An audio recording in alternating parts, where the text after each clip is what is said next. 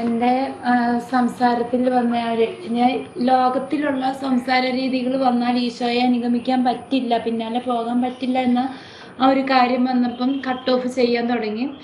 ഇപ്പം ആ ഒരു ഈ ആശ്രമത്തിൽ നമുക്കറിയാം ഒരു സൈലൻസ്, ആ സൈലൻസ് പാലിക്കാൻ പറ്റുന്നുണ്ട്. മദർ എപ്പോഴും പറയുന്നുണ്ട്, നിങ്ങളുടെ സൈലൻസ് സെമിത്തേരിയിലെ സൈലൻസ് പോലെയല്ല ഈശോയോട് സംസാരിച്ചത്. ശ്മശാന മൂകതയല്ല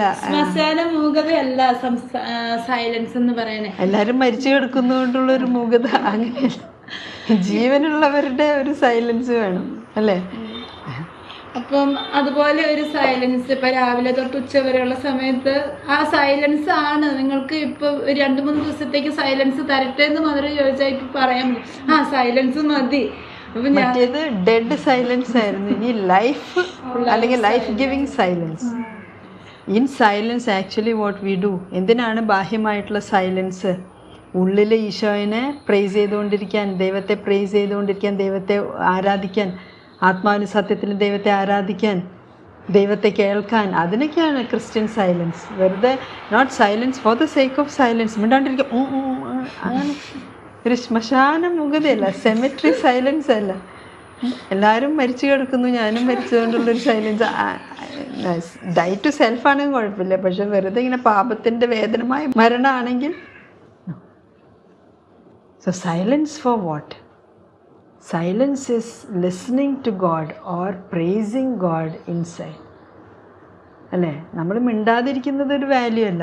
ബാഹ്യമായിട്ട് മിണ്ടാതിരിക്കുന്നത് ഉള്ളിൽ ഡൈനാമിക് ആവാനാ, ഉള്ളിൽ ദൈവമായിട്ടുള്ള ബന്ധത്തിൽ ആക്റ്റീവ് ആവാനാ അല്ലേ. അപ്പോൾ സൈലൻസ് ചിയർഫുൾ ആവും. അല്ലെങ്കിൽ ഡെഡ് സൈലൻസ്.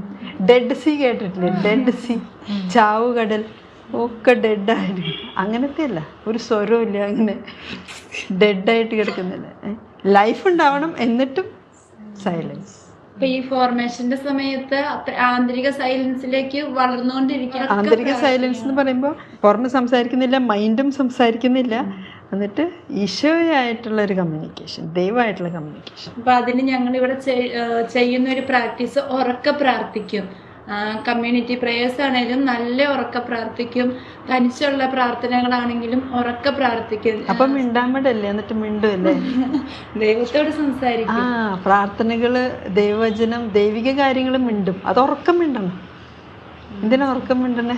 വല്ല നമുക്ക് ആവശ്യമില്ലാത്ത വല്ല അരുവികളൊക്കെ ഉണ്ടെങ്കിൽ അവരൊക്കെ ഓടിപ്പോവാണെങ്കിൽ, അപ്പം നമുക്ക് സ്വസ്ഥമായിട്ട് സൈലൻ്റ് ആവാൻ പറ്റും. അപ്പോൾ ഇങ്ങനെയാണ് ആ കുരിശെടുത്തത്. മിണ്ടാതിരിക്കണം. എപ്പോഴും ഇങ്ങനെ സംസാരിച്ചു കൊണ്ടിരുന്ന ഒരാൾ ഇത് വേണ്ടാന്ന് വെക്കുമ്പോൾ അതൊരു സെൽഫ് ഡിനയലാണ്. സ്വയം പരിത്യജിച്ച് ആ കുരിശെടുക്കുകയാണ്. ഇത് വീർപ്പുമുട്ടലിങ്ങനെ മിണ്ടാതിരിക്കുമ്പോഴുള്ള.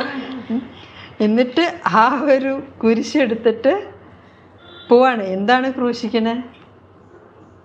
അടക്കമില്ലായ്മ അല്ലേ. നമ്മൾ സംസാരിച്ചുകൊണ്ടിരിക്കുമ്പോൾ നമ്മളിങ്ങനെ ഒരു ലക്കുലകാനില്ലാണ്ട് ഇങ്ങനെ അതിനൊക്കെ ക്രൂശിച്ചു കഴിഞ്ഞാൽ പിന്നെ ഈശോനെ കേൾക്കാൻ പറ്റും. ഈശോയുടെ പിന്നാലെ പോകുമ്പോൾ ഈശോനെ കേൾക്കാൻ പറ്റും.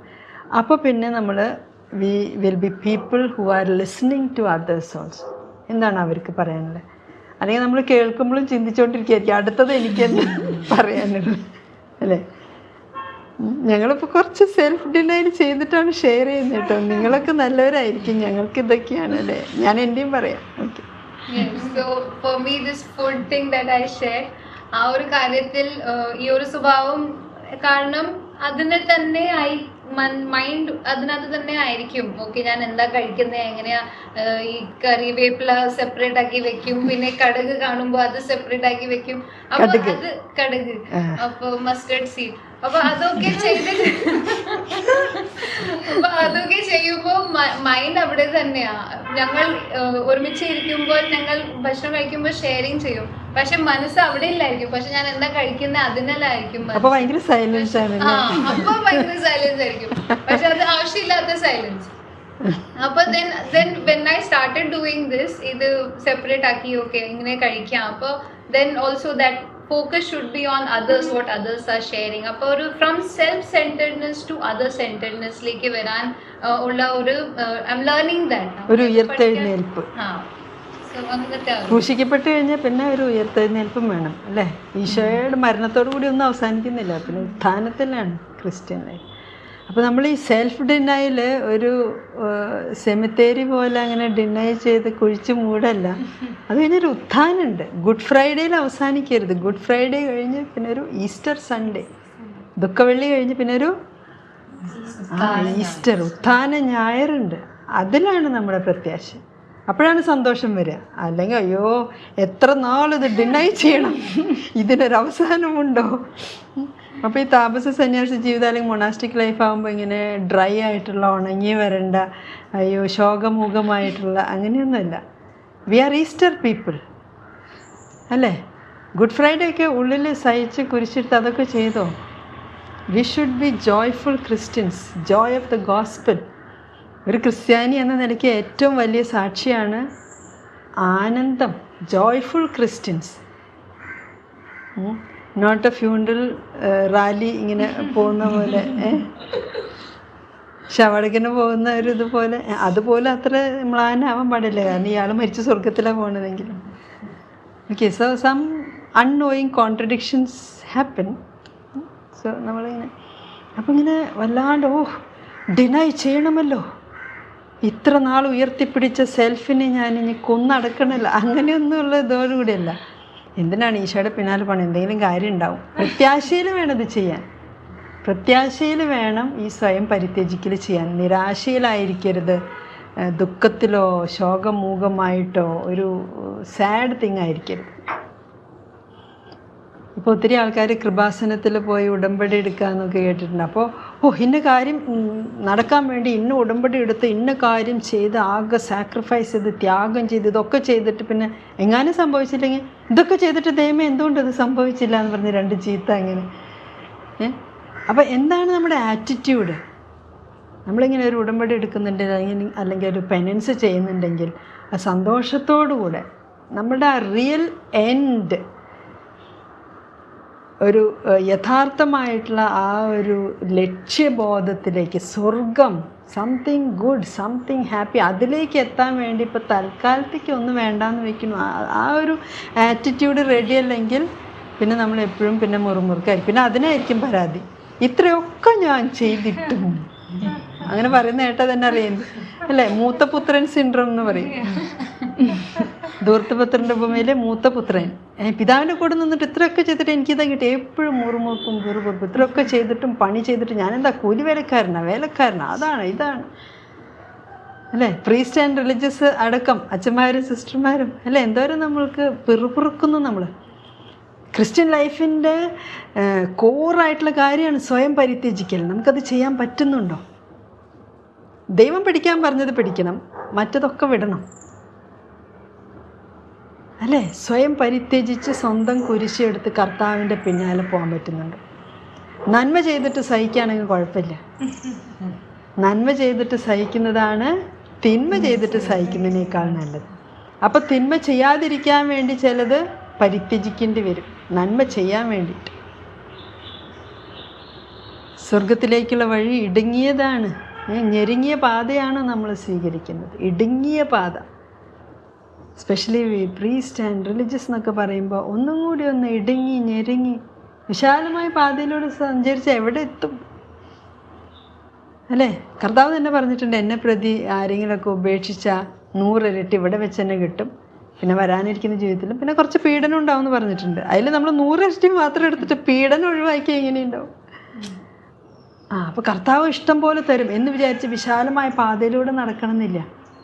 ആവശ്യമുള്ളത് ഉപയോഗിക്കുക, എന്നിട്ട് ഞെരുങ്ങി സ്വയം പരിത്യജിച്ച്. പരിശുദ്ധ അമ്മ എവിടെയൊക്കെ പ്രത്യക്ഷപ്പെട്ടു അവിടെയൊക്കെ പറയുന്ന കാര്യമാണിത്. പ്രാർത്ഥന, പരിത്യാഗം, പരിഹാരം. ആദ്യം പരിത്യാഗങ്ങൾ ചെയ്യുന്നു നമുക്ക് തന്നെ, സെൽഫ് ഡിസിപ്ലിന് വേണ്ടിയിട്ട്. മോട്ടിഫിക്കേഷൻ, സ്വയം പരിത്യജിക്കൽ, സ്വയം പരിത്യാഗം. എന്നിട്ട് നമ്മുടെ പാപങ്ങൾക്ക് വേണ്ടി പരിഹാരം ചെയ്യാം. ബാലൻസൊക്കെ തെറ്റിച്ചില്ലേ, കുറച്ച് പരിഹാരം ചെയ്താൽ എന്താ? മേജർ പാർട്ട് കർത്താവ് ചെയ്തു വെച്ചില്ലേ? എന്നിട്ട് മറ്റുള്ള പാപങ്ങൾക്കും കൂടി പരിഹാരം ചെയ്യാനാണ് ഇതുപോലെ മൊണാസ്റ്റിക് താപസ സന്യാസമൊക്കെ. അപ്പോൾ അത് സന്തോഷത്തോടുകൂടെ ചെയ്യാൻ പറ്റുന്നുണ്ടോ ഇല്ല? എന്തിനാണ് നമ്മളിതൊക്കെ ചെയ്യുന്നത്? നമ്മളൊരു കാര്യം കണ്ടിട്ട് ചെയ്യുന്നത്, വെറുതെ അല്ല അല്ലേ? വിശുദ്ധരൊക്കെ സഹനം ഇൻ ഇറ്റ് സെൽഫ്, സഹിക്കാൻ വേണ്ടി സഹിക്കുകയല്ല. സഹനം എന്തിനാണ്? അതിൻ്റെ ഒരു ലക്ഷ്യമുണ്ട്. ആ സ്വർഗം, നിത്യ സൗഭാഗ്യം, നിത്യമായിട്ടുള്ള സൗഭാഗ്യ ജീവിതം, അതൊക്കെ കിട്ടാൻ വേണ്ടി തന്നെ. അല്ലേ? Yes or no? ആ. അപ്പോൾ ആ ഒരു ഉദ്ദേശശുദ്ധി അല്ലെങ്കിൽ ആറ്റിറ്റ്യൂഡ് അതും കൂടി കറക്റ്റായി കഴിഞ്ഞാൽ ഈ ചെയ്യുന്ന കാര്യങ്ങളൊക്കെ ശരിക്കും നല്ല വാല്യൂ ഉള്ളതായിട്ട്, വിലയുള്ളതായിട്ട് മാറും. സ്വർഗത്തിൽ നിക്ഷേപം കരുതി വയ്ക്കുന്നത് ബന്ധം, അതിൻ്റെ മുകളിലല്ലേ സ്നേഹത്തിൻ്റെ ശാശ്വതമായ ഒരു ബന്ധവും എല്ലാ നന്മകളെയും സമൃദ്ധമായ വിനിമയവും ഉണ്ട്. അപ്പം അതായിരിക്കും ഈ അനുഗ്രഹത്തിൻ്റെ അവിടെ മധുർ പറഞ്ഞത്. എല്ലാ നന്മകളുടെയും സമൃദ്ധമായ വിനിമയം എന്ന് പറയുന്നത് ദൈവമാണ്. അപ്പം ഈ പുണ്യവാന്മാരുടെ ഐക്യത്തിലാണ് ഈ വിനിമയം നടക്കുന്നത് എന്നാണ് ഈ CCC നമ്പറിൽ പറയുന്നത്. പുണ്യവാന്മാരുടെ ഐക്യത്തിൽ ഈ ശാശ്വതമായ ഒരു ബന്ധവും എല്ലാ നന്മകളുടെയും സമൃദ്ധമായ വിനിമയവും ഉണ്ട്. അപ്പോൾ ഈ പുണ്യവാന്മാരല്ലേ ദൈവവുമായി ബന്ധമുള്ളവരാണല്ലോ പുണ്യവാന്മാർ. അപ്പോൾ അതാണ് ഇവിടെ പറഞ്ഞത്. ദൈവ അനുഗ്രഹം എന്ന് പറയുമ്പോൾ ദൈവവുമായി ബന്ധമുള്ളവർക്കാണ് അത് കൊടുക്കാൻ പറ്റുള്ളൂ എന്നുള്ള ഒരു കാര്യം. ഇനി ഇവിടെ തന്നെ അതിനൊരു യോജിച്ച സെൻറ്റൻസ് ഉണ്ട്. ഈ കൈമാറ്റ പ്രക്രിയയിൽ ഒരാളുടെ വിശുദ്ധിയിൽ നിന്ന് മറ്റുള്ളവർക്കും പ്രയോജനം കിട്ടുന്നു. അവർ പുണ്യവാന്മാരായതുകൊണ്ട് അതിൻ്റെ പ്രയോജനം എല്ലാവർക്കും കിട്ടുന്നു. അങ്ങനെയാണ് ആ എക്സ്ചേഞ്ച്, വിനിമയം നടക്കുന്നത്. രണ്ട് കാര്യം ഉണ്ട് ഈ ബന്ധത്തിൻ്റെ പറ്റി പറയുമ്പോൾ. സ്നേഹത്തിൻ്റെ ബന്ധം, പിന്നെ ശാശ്വതമായ ബന്ധം. അതിൽ നിന്നാണ് നമുക്ക് അനുഗ്രഹങ്ങൾ കിട്ടണം. അപ്പം നമ്മൾ ഒരു അത് എന്ത് ചെയ്താലും നമ്മളൊരു അനുഗ്രഹം വാങ്ങിച്ചിട്ട് നമ്മൾ ചെയ്യുമ്പോൾ നമുക്ക് അതിൻ്റെ ഒരു ഇപ്പം ഇവിടെ ദൈവവിളി സ്വീകരിച്ച് വന്നപ്പോൾ തന്നെയാണെങ്കിലും ഏതൊരു കാര്യം ചെയ്യുന്നതിൻ്റെ മുമ്പും നമ്മളൊരു അനുഗ്രഹം എടുക്കുകയാണെങ്കിൽ, ഒരു ബ്ലെസ്സിങ് സ്വീകരിക്കുകയാണെങ്കിൽ അത് അത്ര നന്നായിട്ട് പോകുന്ന ആ ഒരു അനുഭവമുണ്ട്. പുണ്യവാന്മാരുടെ ഐക്യത്തെ ആശ്രയിക്കുന്നത് വഴി അനുതാപി ആപത്തിൽ നിന്നുള്ള ശിക്ഷകളിൽ നിന്ന് കൂടുതൽ വേഗത്തിലും ഫലപ്രദമായും ശുദ്ധീകരിക്കാൻ ഇടയാകുന്നു. ഇപ്പോൾ സിസ്റ്റർ പറഞ്ഞ പോലെ അവരെ നമ്മൾ ആശ്രയിക്കും, അല്ലെങ്കിൽ ആ ബ്ലെസ്സിങ് എടുക്കുമ്പോൾ നമുക്ക് പെട്ടെന്ന് അനുതാപത്തിലേക്ക് വരാനും ചെയ്യുന്ന പ്രവൃത്തി നന്നായി ചെയ്യാനും ആ ബ്ലെസ്സിങ് ഹെൽപ്പ് ചെയ്യും. വാങ്ങി ഭക്ഷിക്കുവേൻ പരിശുദ്ധ കുർബാന സ്വീകരണത്തിൻ്റെ ഭാഗമാണ് CCC 1384 അതിൻ്റെ ഒരു ഹെഡിങ് ആണ് എല്ലാവരും വാങ്ങി ഭക്ഷിക്കുവേൻ പരിശുദ്ധ കുർബാന സ്വീകരണത്തിനെ പറ്റിയിട്ട് പറയുന്നത്. അപ്പം എനിക്ക് ഓർമ്മ വന്നത് നമ്മൾ സാധാരണ ഭക്ഷണം കഴിക്കുമ്പോൾ ഒരു സേയിങ് ഉണ്ടായിരുന്നു, മദറിൻ്റെ ഒരു കാര്യം പറഞ്ഞത്, don't eat the taste of the food but the food. Food കഴിക്കണം, പക്ഷേ ഫുഡിൻ്റെ ടേസ്റ്റ് ഇങ്ങനെ അതിങ്ങനെ കഴിച്ചുകൊണ്ടേ ഇരിക്കരുത്. അപ്പം എനിക്ക് ഓർമ്മ വന്നൊരു കാര്യം, നമ്മൾ ഈ എന്തൊക്കെ ഭക്ഷണം കഴിക്കുന്നു ഇതിങ്ങനെ ഓഫർ ചെയ്യാറുണ്ടല്ലോ.